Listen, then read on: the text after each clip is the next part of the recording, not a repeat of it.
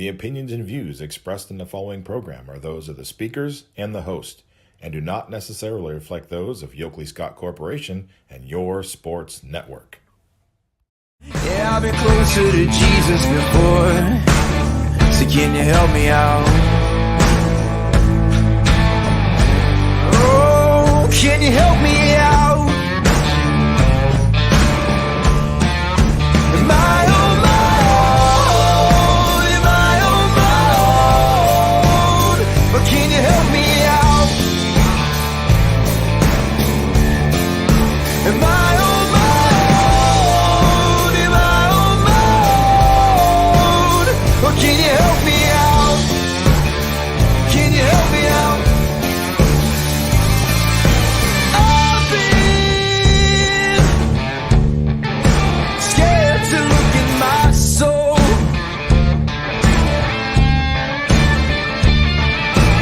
I've been afraid I would follow the road. Yeah, afraid of the things I've been told.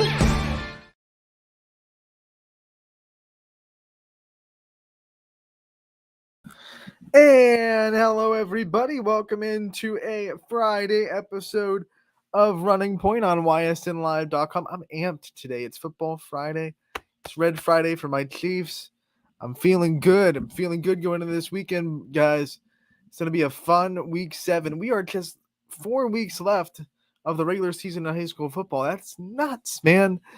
We have two weeks left of the volleyball regular season. We are barreling right towards postseason time. It's nuts. It's nuts. I can't believe it. Football's a grind, but it seems like it goes like it in your mind. It kind of goes fast, but it like how do I explain this? Friday nights don't go fast. Friday nights are just a grind. You get through it, but then you're like next Friday hits and you're like, oh my gosh, we're at Week 7 already. I can't believe this. We were just talking about the start of the high school football season. So it's one of those paradoxes in football, especially working in the media. I'm sure our friends at WFMJ can relate to. Like, it's a grind, and it seems like it's slow during the day, like during the night, and the next morning when you're putting up stories. But then all of a sudden, like during the week, and then you get the next week, you're like, oh my gosh, I can't believe we're at Week 7 already. This feels like we just started Week 1 yesterday. But that's how it goes. That's how we're living. We had a great Week 7. We're gonna preview all of that, all the games in Week 7. We're gonna talk about. We're also going to recap the night that was last night. So we have a lot to do, and we're gonna bring up the scoreboard. We're gonna be spending a lot of time on the scoreboard today because not only are we gonna recap last night's action, but we're also going to hop on to today's scoreboard and talk about the football game. So it's going to be full screen on your screen. The YSN scoreboard brought to you by Burnett Pools, Spas, and Hot Tub. You know, for those of you that are new listeners or new watchers, whether you're watching or listening, the Burnett Pools, Spas, and Hot Tub scoreboard is a great tool for YSN fans. Whether you're watching a game in person or maybe you're watching one of our broadcasts, either way, you don't want to look at your phone too long. You want to, stay locked into what you're doing. It's a really quick way to hop in, live updated. We have live updated scoreboard. You can go in, check in the scores of whatever team you're interested in. Maybe it's a crosstown rival. Maybe it's a team that's fighting with you with the conference standings. Maybe you just have a family member that's playing on a different team than what you're at. No matter what the advantage is, you don't have to hop broadcast. You don't have to text your buddy that's at the game. You can go to ysnlive.com/scores. You can find the YSN scoreboard, and it is presented by Burnett Pool, Spas, and Hot Tub. So if you ever utilize this scoreboard, make sure to keep some thankful thoughts in there for Burnett Pools. And maybe next summer when it's pool season, check on down Burnett Pools and see if they got anything that you can use to get yourself a pool. I know I would love a pool. Oh, summer's almost over. Let's go into the Thursday scoreboard from last night. We had plenty of volleyball, plenty of soccer. Springfield gets the 4-set victory over Waterloo. This started off shaky for the Tigers. They lost that one, won the next 3. You thought there might be a little bit of layover from the Tigers getting upset on Tuesday by Jackson Milton, but they regathered themselves. They're a very good team. They got themselves off the mat, and they went and dominated the next 3 sets and won this one the way they knew how. And Springfield is not a volleyball team we talk about too often that we really probably should talk about more. Jamaica Brungard and Balin Brungard are both putting up ridiculous numbers, kind of under the radar player.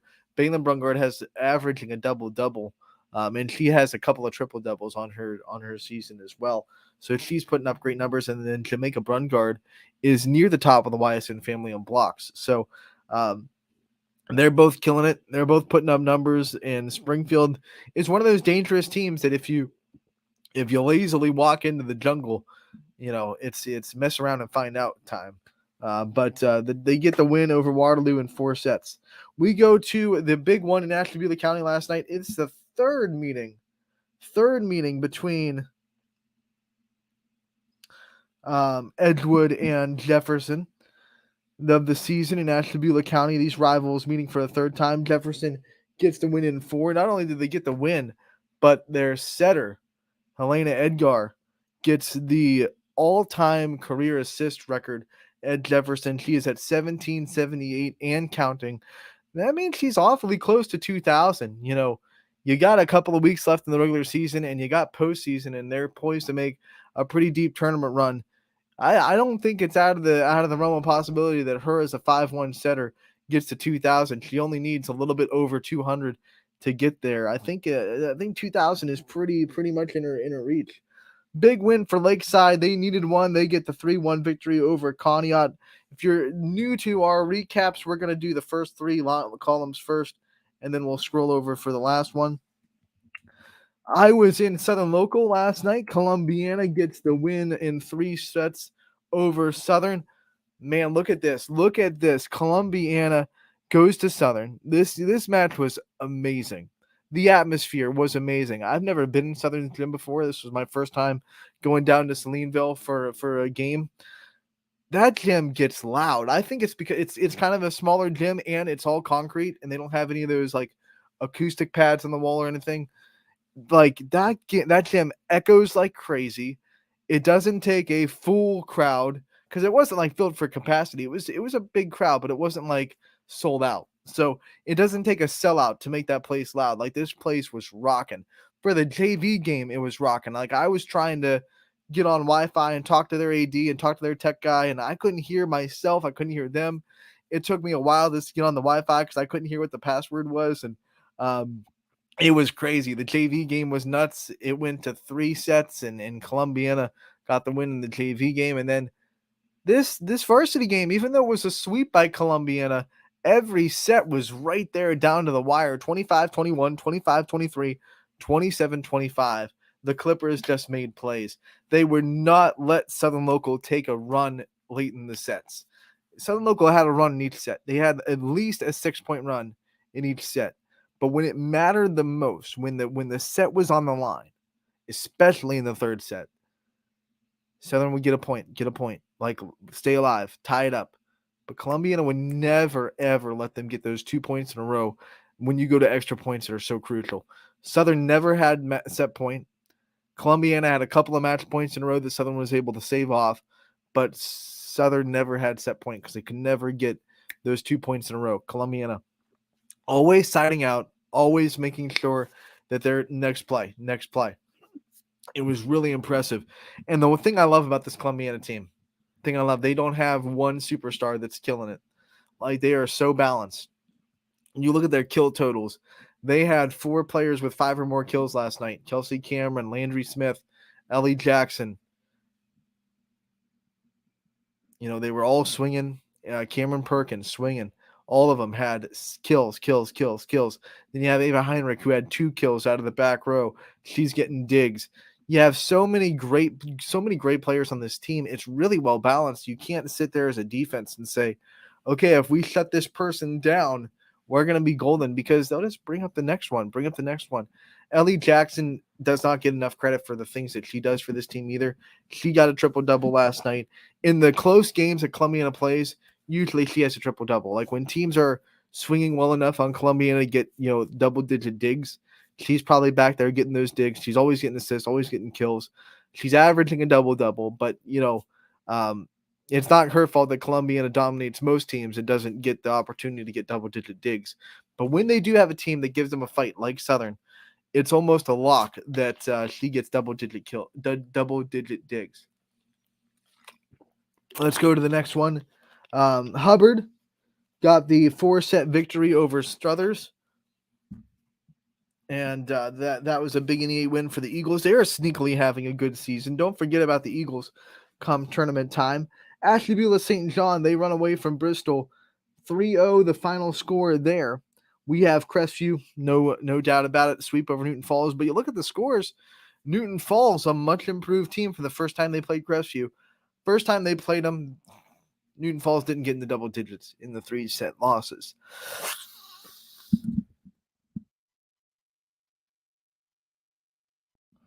Excuse me there, but this time they played them. Newton Falls really did put up a fight. They were in double digits every time. It was 25-21, 25-13, 25-17. So 2 of the 3 sets, they got over 15 points. They were really pushing Crestview more than most MVAC teams do. But at the end of the day, Crestview they got 30 kills combined from Abby Imch and Grace Hour. They both had 15. Blasco, 15 digs. Great defensive performance. Laney Hour had 7 kills. It's just it's coming at you from so many different ways, and you can't keep up with it. Katie Lissey's having a great second half of the season. She had 3 aces and a couple of kills as well from the right side. So you're getting way too much offense out of Crestview and way too many avenues to stop. You can't stop Abby and Grace at the same time. And man, Crestview's good. Crestview is good. I got Gerard next week. No, 2 weeks. Last week of the season. On the 11th, I believe. They're playing Gerard. That'll be fun. Let's go into the next game. It was East getting the 4-set win over Cheney. East now has 8 wins on the season, so they're putting together a pretty impressive win total there. Austin Town Fitch claims a share of the AAC. That's going to be their 4th straight AAC championship. They can win it outright on Tuesday in senior night when they host Canfield. The only team that can catch them right now is Boardman. They're technically 2 games back with 2 games left. So if Boardman wins the last 2 and Fitch, someone throws a monkey wrench into it and Fitch loses the next 2, then technically Boardman could share the AAC with Fitch. But that is not likely. Could happen, but you never know. Boardman really needed this win. If they would have gotten this win at home in Boardman, they would have been set. They would have been set with the 2 games left trying to share the AAC, but it was not to be. Fitch got the win. Afton Roby had a big game. You can find a post-game interview with her and Coach Herberger on the story at ysnlive.com. Beaver Local, they played Indian Creek, and the Redskins got a little bit of revenge against Beaver Local, who won the last meeting between these 2 teams in 5 sets. This time in Beaver Local, it's Indian Creek that gets to win in 4 sets. So both road teams in this matchup get the wins. Beaver Local wins in Indian Creek, and Indian Creek wins in Beaver Local.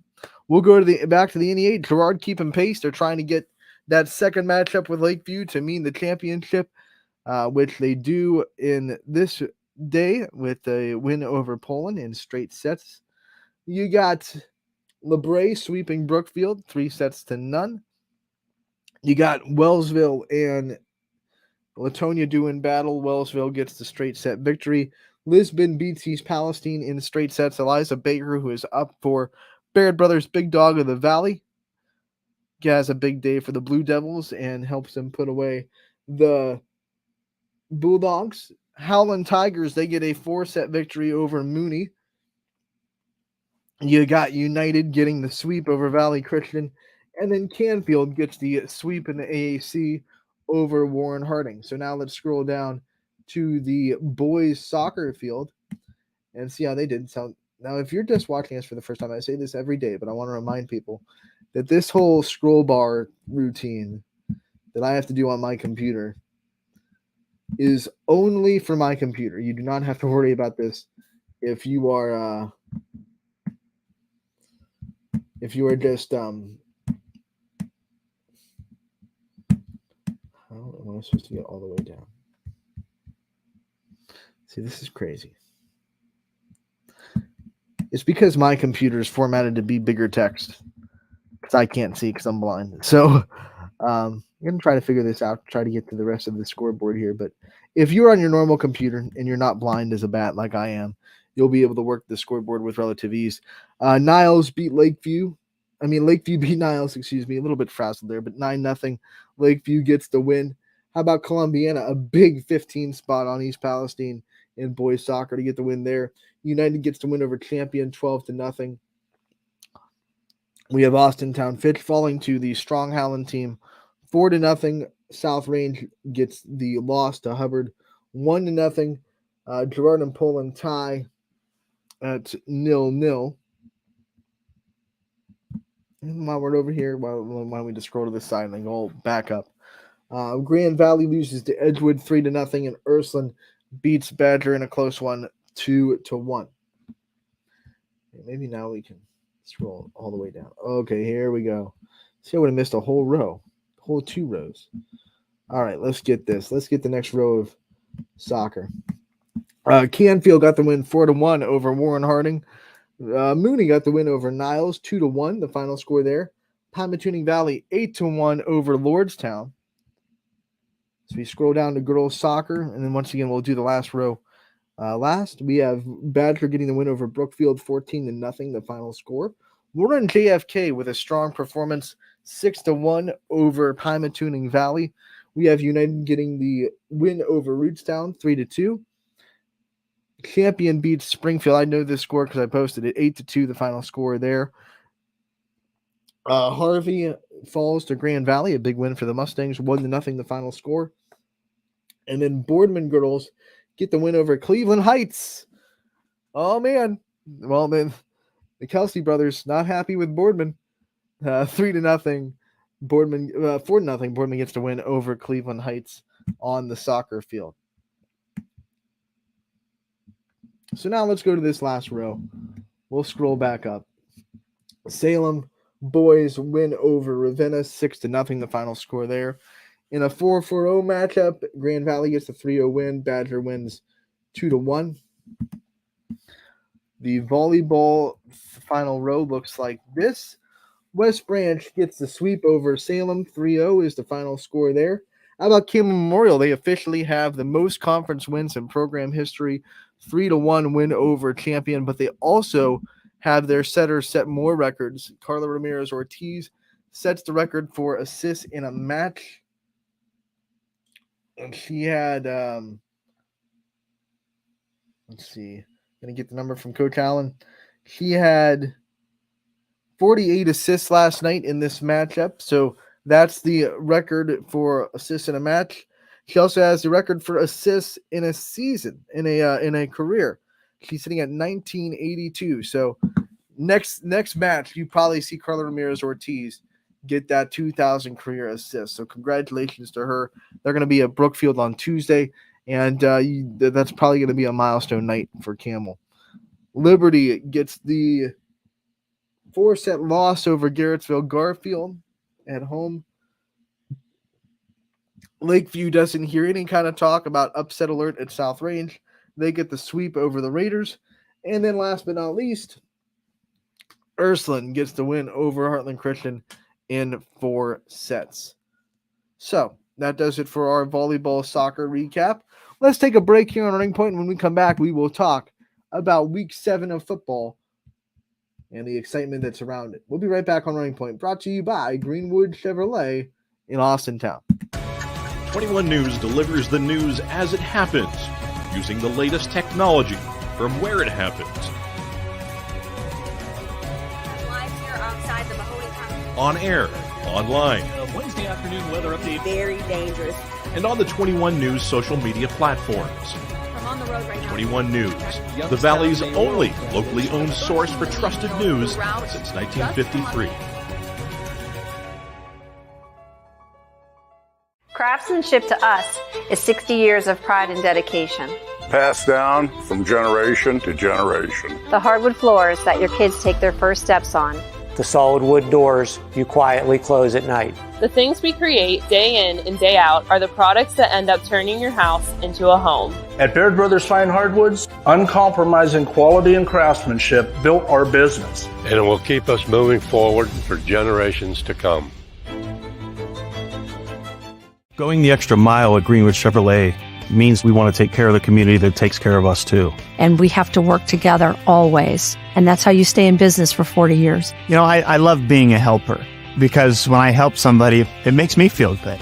It means a lot that I can make a difference in others' lives. So I will do everything I can and just being there for them every step of the way. I want them to know within the first 5 minutes that they could depend on me. That's what going the extra mile means, only at Greenwood Chevrolet. Before the lights come on, before the workday begins, before a long day is ended, or it's time to have fun. It all starts with the people at Joe Dickey Electric. From replacing a light fixture in your home to building a substation for your business, no job is too big or too small. The people of Joe Dickey Electric power them all. Joe Dickey Electric, over 60 years of powering the Mahoning Valley.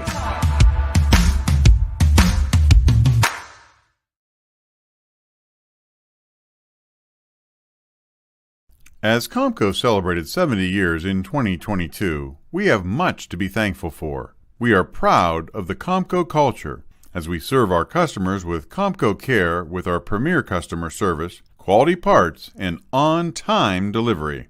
The partnerships we have with our customers and our community are second to none. We thank you for your continued support. We are proud to be part of this community and will continue to offer great jobs for great people.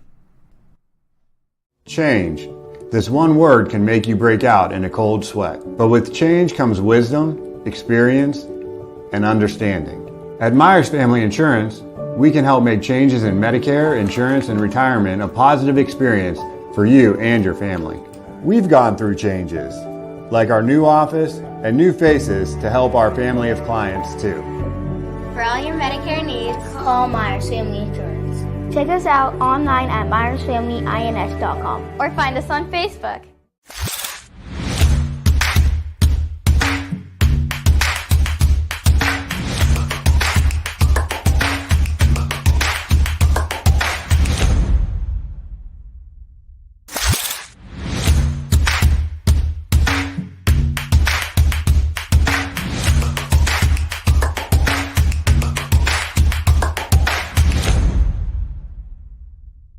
Your culinary adventure awaits at Legends Food and Drink. Experience a welcoming ambiance while you explore our appetizing menu featuring over 20 meals under $20 and over 30 lunches for $12 or less. Our private dining room seat between 10 and 20 at no additional cost. And don't forget our spacious 35-seat bar for your favorite sporting event. Book your special occasion in our elegant banquet room that seats up to 150 comfortably. Legends Food and Drink, a taste you'll remember. Market Street and Route 224 in Boardman.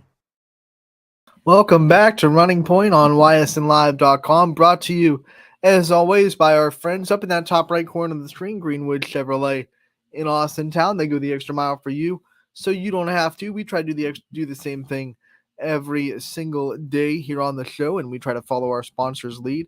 Go the extra mile for you. The way we do that on Fridays is we go into the scoreboard and we break down the Friday football schedule. We talk about the games. Power Hour Super Show picks the games. Going to be really fun. Let's pop into that scoreboard. I should say hop back into the scoreboard, brought to you by Burnett Pools, Spas, and Hot Tubs. We'll get off a Thursday, and we will go right into Friday, which is September 29th, 2023, Week 7 of high school football. Look at all the games that are going on inside the YSN family. 27 live broadcasts on the network tonight. Don't miss a minute of it. ysnlive.com/live is where you can get it. How about this? Pymatuning Valley, they are going to face Fairport Harding tonight, and Pymatuning Valley coming off that big win last week where they scored a monster 64 points. Can their offense do that again? I don't know. They're not an offense built for that kind of number, but they are very physical. They are very big. We were talking about it with Sam Torres on the Joe Dickey Electric scoreboard show last week. There's something in the water at Pymatuning Valley because every time you watch them play football, their offensive line, their defensive line is just like a monster. They're all huge, and they're all strong too. It's not just big kids out there that want to get pushed around anyway. They're big, they're strong, they take their weightlifting very seriously. Pymatuning Valley is a team that even if you beat them, you're going to feel the fact that you played them for sure. They have a big test tonight on the road at Fairport Harding. Lakers do. Perry Pirates, one of the favorites in Division 5, going to go into Pepper Pike to play the Lions tonight. It's a big opportunity for Orange, who's had a up and down season, to kind of shock the world a little bit and knock off one of the premier teams in the region. Middle Ridge will take a break from MVAC play and host Matthews tonight. Middle Ridge is just one of those teams, man. They are deadly. They are deadly when they get going. They've been slowed down a couple of times this season, but when they're on, and you got to watch out for them. Let's go to the biggest one probably in the MVAC tonight. It is Western Reserve. It is Springfield. First place in the conference on the line, and I know it's week 7, so there's still going to be plenty of weeks to play after this, 8, 9, and 10, 3 to be exact. 3 more games to go.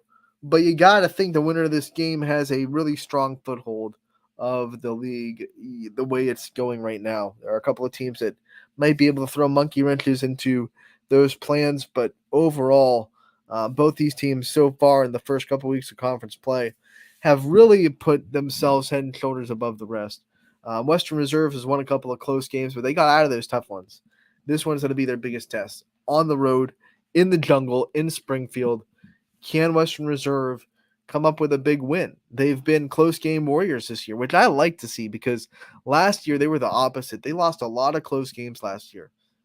This year, Western Reserve is making those game-winning plays down the stretch. They're making the type of plays that win games, and they're winning close games, which tells you that they're going to be a team to watch in the playoffs too, because you will not go through a whole playoff run without running into a close game. It's just not going to happen, usually. South Range, a little bit of a unicorn last year. They swept their way through the playoffs. But most times, you don't go through a playoff run without facing adversity, facing a close game, having to make plays in the fourth quarter to win. Western Reserve has proven time and time again this season that they're ready to do that. So if it's close in the fourth quarter, I'm giving a little bit of an edge to Western Reserve. Doesn't mean it's going to be close in the fourth quarter. Just saying if it is,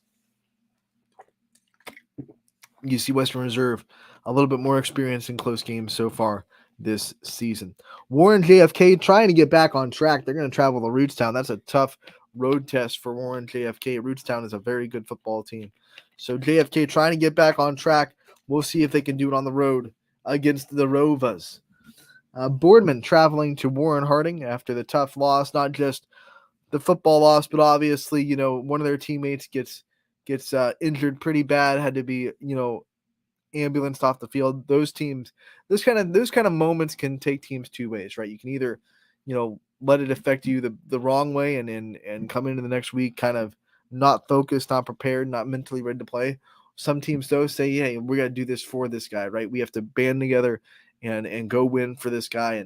And hopefully for Boardman's sake, they're able to do that at Mollenkoff Stadium tonight against the Raiders. Big one in the 88, and Struthers trying to keep their foot on the gas pedal.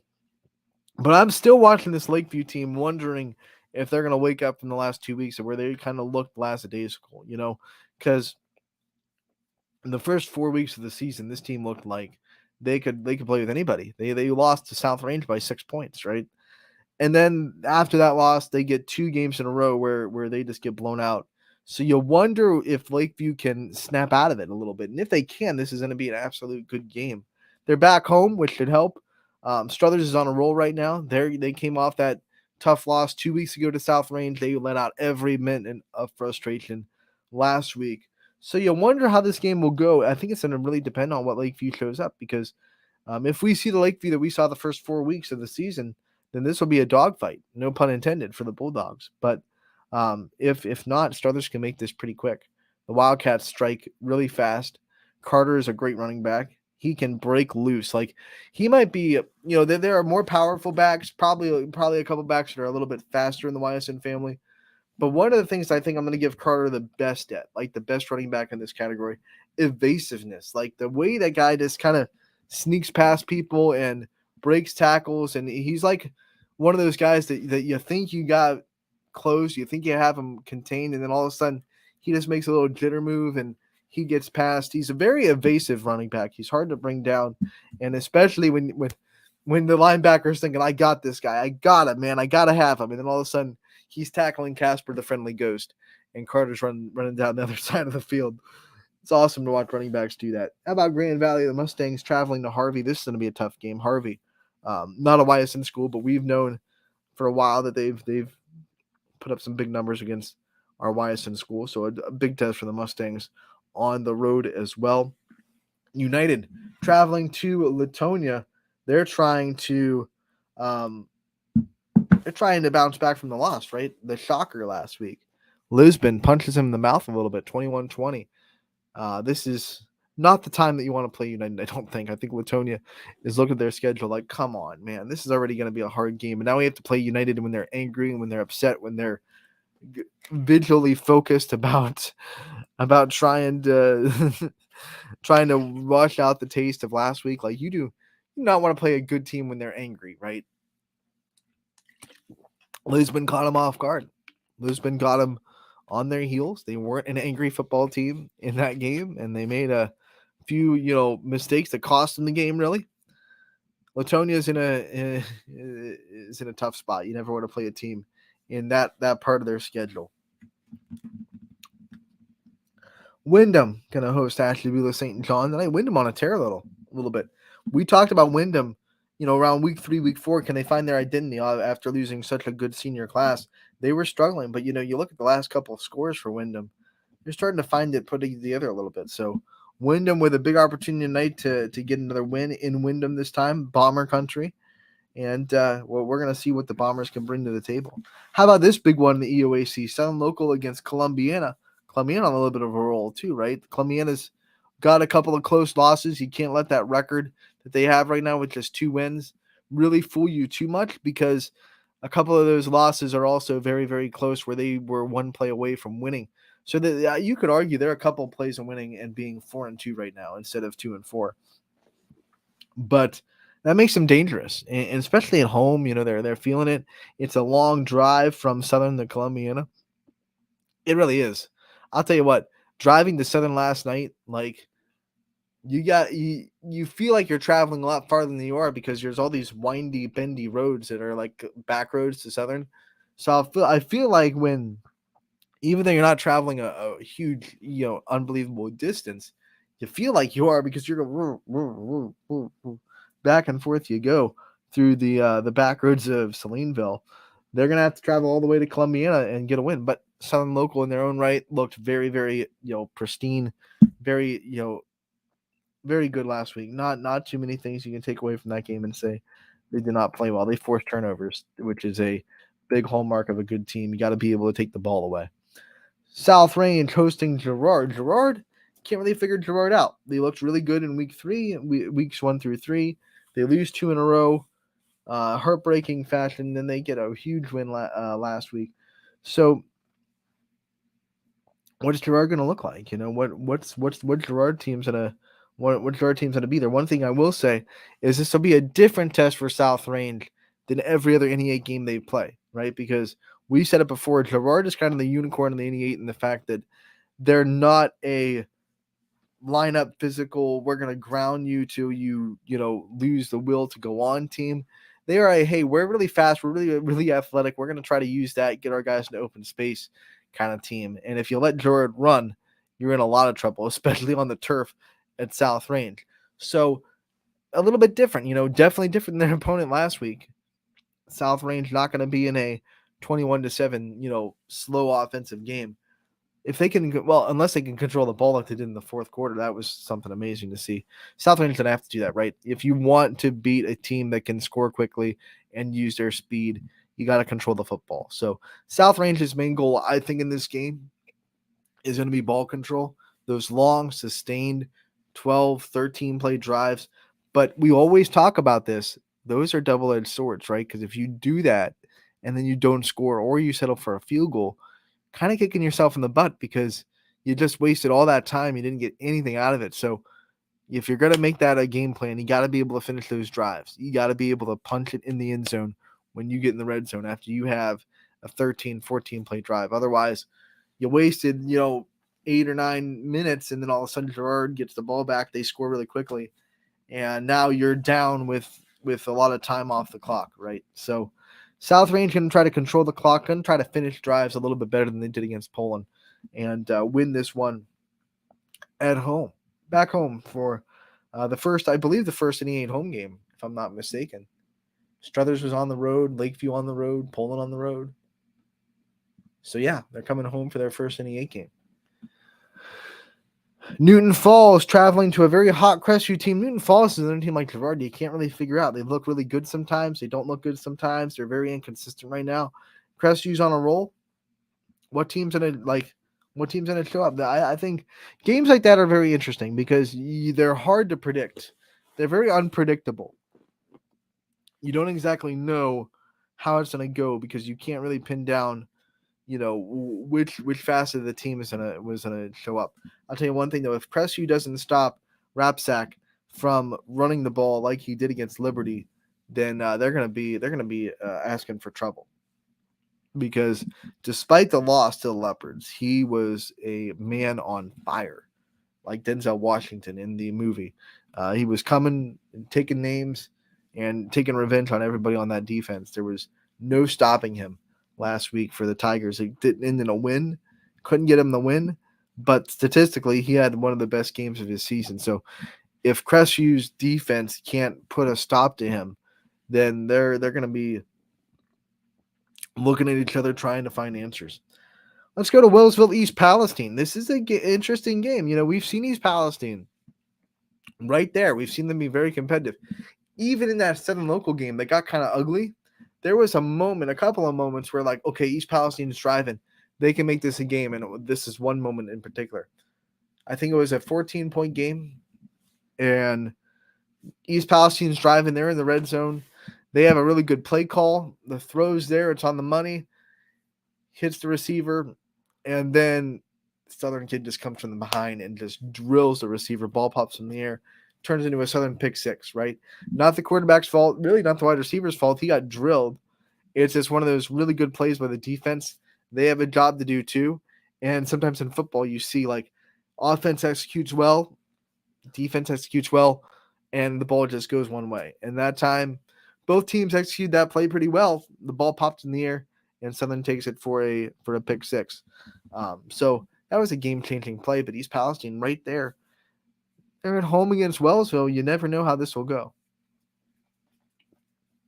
Salem, they can take out a lot of frustration tonight on a Minerva team that is just really struggling. So you might see Salem get their first win of the season tonight. How about Geneva? They're a very good football team. They're going to Conneaut. Both these teams, physical as all get out. I expect this game to be pretty low scoring because they're both really good defensively and they're both really slow, methodical on offense. So I don't expect this to get into like the 30s. Geneva's hard to score on. We saw that last week. Geneva is really hard to score on. Their logo is a ripped eagle for a reason. They're a strong team. They're a physical team. They're a big team. Conneaut the same way, though. Every time we've seen Conneaut play and win this year, it's been because of their run game and their physicality. So two strengths meet. Who's going to have the last punch? That's what this game's going to come down to. Marlington West Branch. I like this one. Marlington, a little bit of a resurgence, right? Their football program in years past has been down. Not impressive. This year, just one loss in the season, right? So they're coming in. They're saying, okay, we're going to take out a lot of whoopings that West Branch has given us in the past. We're going to get payback for it. But West Branch is like, time out. We might not be the same West Branch, but we're still just as good. Look at what Bo Alasas is doing. I want to give myself a little pat on the back because if you go back to running points even before the season started, I was telling people like, hey, Bo Alasas is for real. You got to watch this kid. He's going to do exactly what Drew DeShields did 2 years ago when he took over. And people are like, no, I don't know. You can't replace Drew DeShields. He was just too good. And you're not replacing him. We'll never replace Drew DeShields. But Bo Alasas is really good in his own right, and I think he's proven it right now. They've already broken a couple offensive records this season. They'll need to do it against Marlington. Marlington's a really good challenge for this West Branch team. But they've already defeated the undefeated Ridgewood. They've had big challenges already. So they're not going to be going into this game not battle-tested. I'm excited for this one. I'm excited to see what West Branch can do against the Dukes. Waterloo traveling Jackson Milton. Jackson Milton trying to have a bounce-back victory after they lost to Springfield. Waterloo, scrappy team. They fight to the end. You cannot say that, a lead is safe when you're playing Waterloo. So if Jackson Milton wants to win this game, they have to keep their foot on the gas pedal at all times. I'm interested in this next one, though. Look at Poland. Look at Niles. Poland, they really wanted that one last week. Can they bounce back from it? Like you want South Range more than anything. We saw how Lakeview responded to losing close to South Range. And we saw how Struthers responded too. Double-edged sword, right? You either pick yourself up off the mat and say we were really close, we're going to be confident, we're going to go for the rest of the season and win, and we're not going to let that South Range game define us, or you let it define you and you go make mistakes the next week. So we've seen two teams handle that in two different ways, right? How does Poland handle it? I'm very interested because this is not a game they can cakewalk into. Niles means business this year. Antoine Gardner means a lot of business. And this Niles defense that played spectacularly last week against Beaver and Local, they mean business. Like everyone talking about the run game, but their defense is raising their hand like, we're here. We're still here. Like, don't forget about us, right? So Niles taking a Poland team that's desperate for a win. They need the win. They need this win. Poland cannot afford to take a second loss. So Niles is playing a desperate team, a desperate Poland team that needs a win. Those teams are dangerous. Poland, if they want the NE8 chances alive, they got to get this win against Niles in Bahrain Stadium.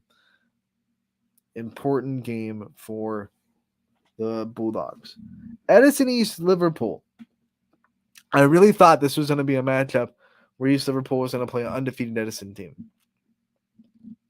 It didn't work out that way. Toronto got the win over Edison last week. So now Edison is a one-loss team. They need a win. You talk about Poland. You had two teams back-to-back talking about week 7. They're both in the same boat. Like Edison was rolling high, was beating the snot out of everybody. They play a really good Toronto team. It's close. It's right there. They lose by 8, 28-20. So now Edison, they can't go to 2 losses. They can't afford with their schedule. They don't have the point system to make up 2 losses. They got to get this win to get a formidable seed in the region. Can Edison do it? This is going to be a big win for them if they can pull it off. East Liverpool, a very good team. So can Edison go to the Potters place and get a win? Can they bounce back from that tough loss against Toronto? I think they're in the same exact boat as Poland. They're playing a very good team, but Edison's going to be desperate to get a win. And those games are always dangerous when you're playing against teams like that. Garrettsville Garfield looking to stay as dominant as ever. They'll go to Liberty, a team that's starting to find their mojo a little bit. Tawan Tutwiler starting to really put up big numbers. Dwayne and Dewan Moody are very good. This Liberty team can score fast. So it's all going to be about the start. I think the first quarter will decide this game. If Liberty can get momentum and score really quickly, then they can make this a game. But if Garfield does what Garfield has been doing all season and just takes the momentum by the horns and runs with it, then Liberty might be in for a long, long night. Don't forget 2 years ago, this is kind of the same thing. Liberty was a team that was up and down, and Garfield came into Liberty as a undefeated team, and Liberty gave them a heck of a game. Heck of a game. Now, obviously, different players on both sides now, so you can't call that too much of a difference maker. But don't forget, like this Liberty team, not intimidated by anyone. They're not gonna be one of those teams that loses to Garfield before they even step on the field because they watch them get off the bus and they tighten up really, really quick. Liberty's not going to be a team that does that. So it's going to be interesting. How about this? This is the one. Walsh Jesuit, Archbishop Hoban, a rivalry like no other in football. But every team that's come up against Hoban has fallen, and it hasn't been close. Even the good teams, St. Ignatius comes and, splat. What's this team going to do to Archbishop Hoban? I mean, I don't know. The Knights have been unfazed. They've had a couple of slow starts, mind you.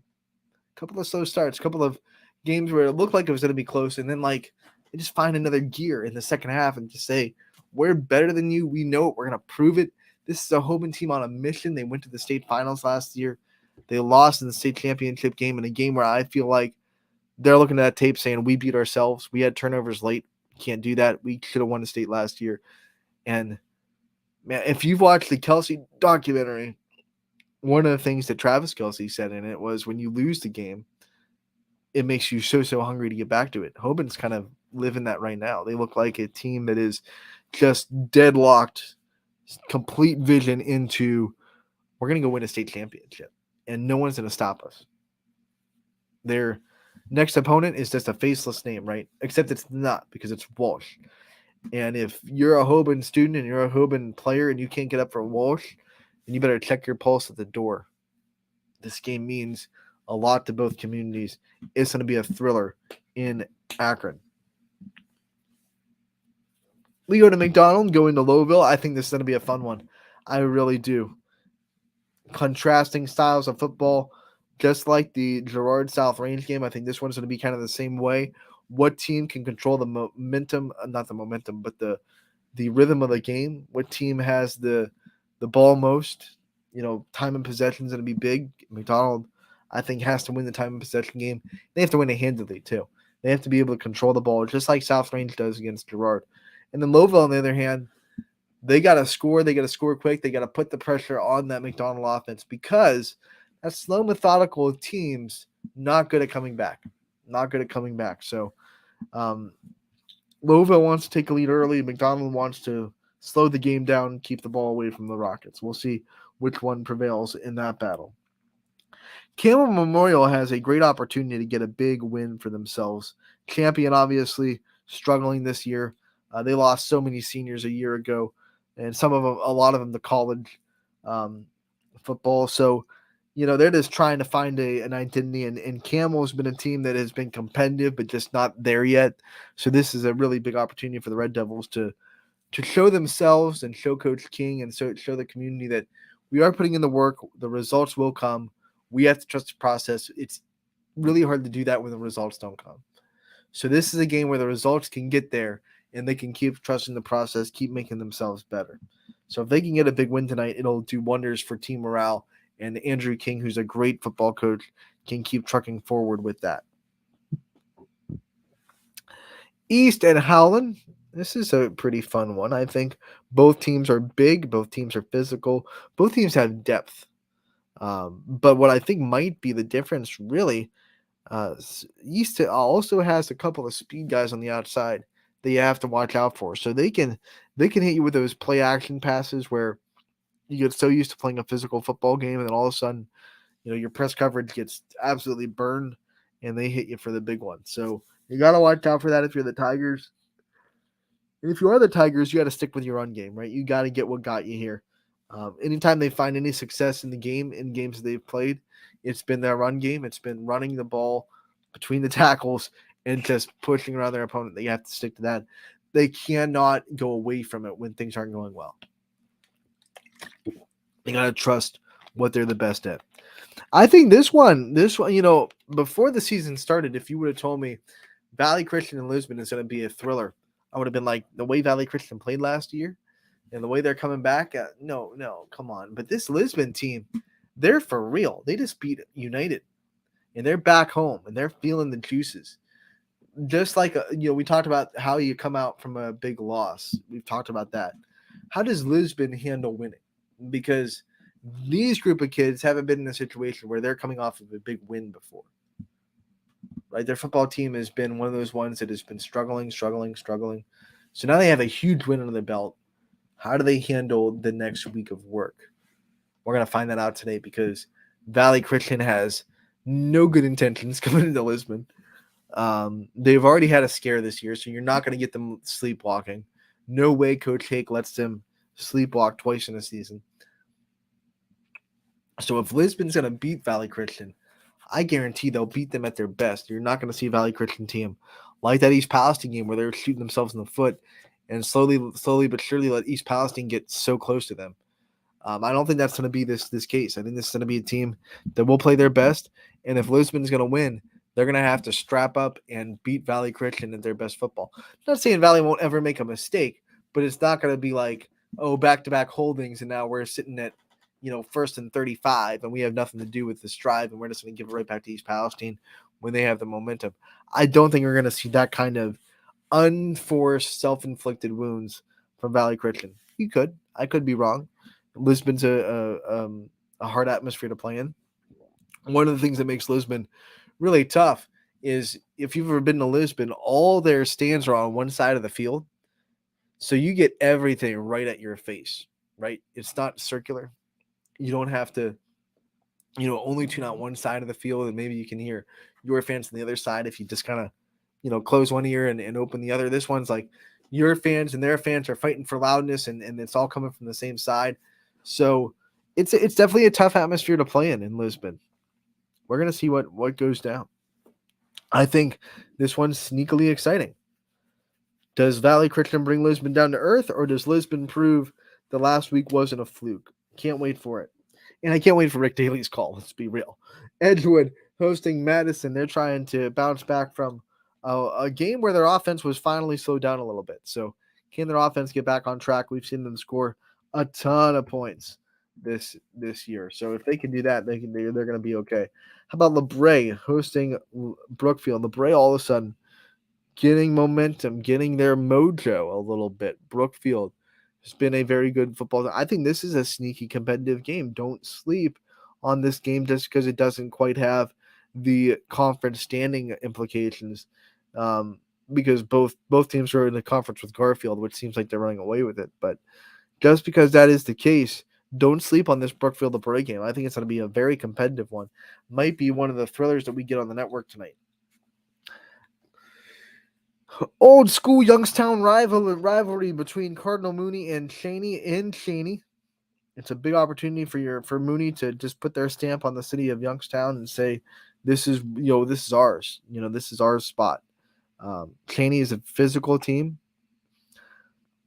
We've seen them play tremendous defense this year. So they're going to have to win that way because they haven't been an offense that has been blowing people out of the water. So if Cheney's going to win this game, they got to be defensive. They got to keep Cardinal Mooney down to like the 21, 17, 20, that kind of score. I think if Cardinal Mooney gets over 28, then this game's going to be, a runaway for the Cardinals, who have scored quite a bit this season. Ursuline will try to just keep on keeping on. Akron, St. Vincent, St. Mary. Ursuline on the road, and it's going to be a fun one because it's a battle of the Irish, right? Battle of the Irish between Ursuline and St. V's. What's going to go down there? I don't know too much about St. V's this year. I haven't been able to see them yet, but I will tell you that this Ursuline team looks different. They just look different. Like, they've been really good for a couple of years now. But one of the big differences this year, and I think other people have said it, and I'll say it, I've said it before, I'll say it again, they are a much more disciplined team this year. They're not making those silly mistakes they've made in the past or those unforced turnovers. They're just not doing it. They're just playing clean football. And if you're going to beat them, you have to play clean football too. They're putting pressure onto their offenses. They're still taking the ball away, still being aggressive.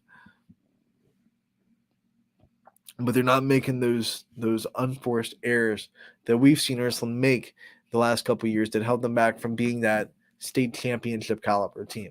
Watch out for Ursuline. I think they're poised for a very big splash, which is a playoffs this year. Got two more to talk about. Jefferson going to Lakeside. I'm very intrigued by this one because Lakeside has played like a different team this year. They haven't had all the wins in the world, but they have definitely gotten more wins than last year. And Jefferson comes to town. They need to win bad. So records out the window. This is going to be a fun one. Last but not least, Beaver Local making their NE8 rounds, right? They played Niles last week. Now they'll play Hubbard. On the road in Hubbard. Hubbard needs a win. Hubbard needs a win. They have won in different ways, and that's what always impresses me about Hubbard this year. We've seen them win a very defensive battle. We've seen them win an offensive one where they have to score 30-plus points. So we know they can do both things. We know they can win different ways.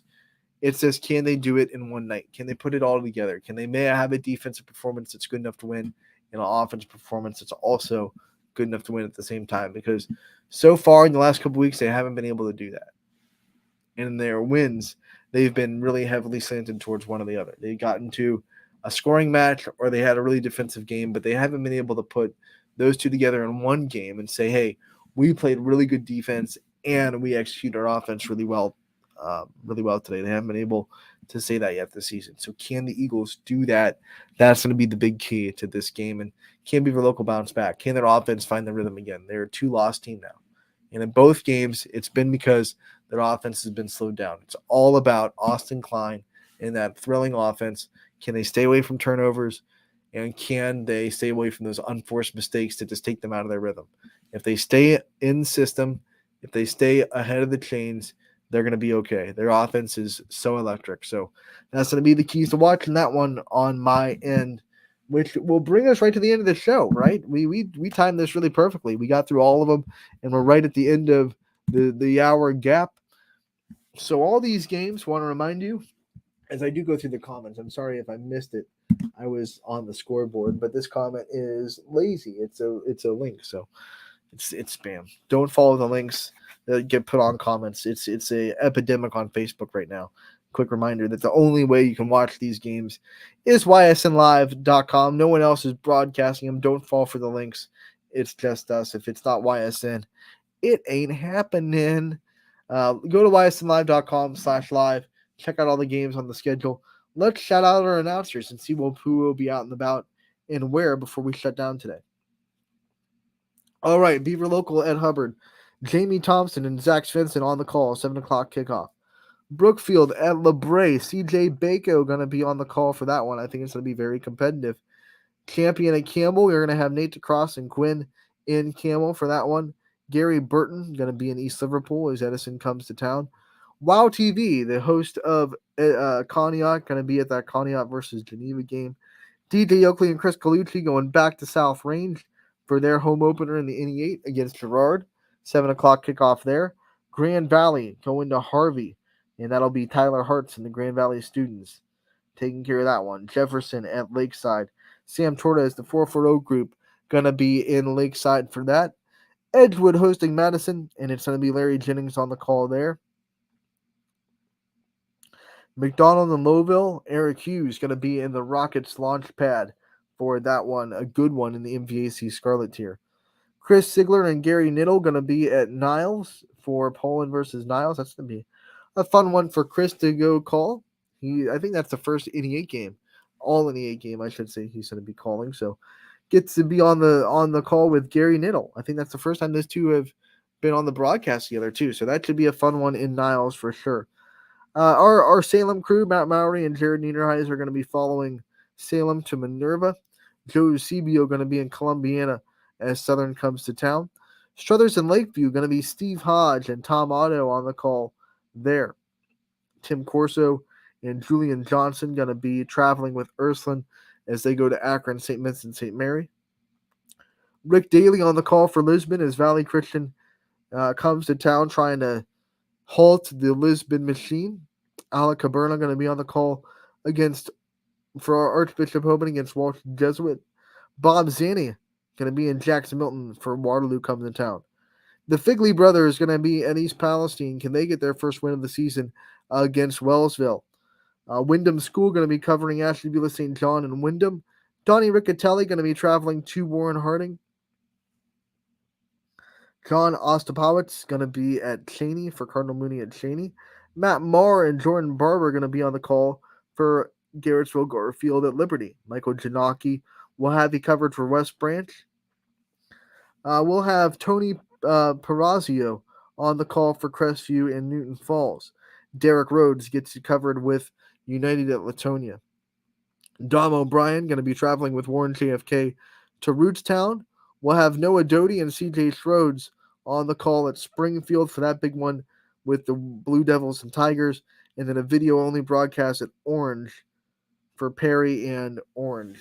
So that one's going to be on the call. So only 2 games that we're not going to be able to be covering, Middle Ridge and Pie Valley at Fairport, the only 2 YSN teams that will unfortunately not have announcers there, but 27 games, if you counted that, all on the network today.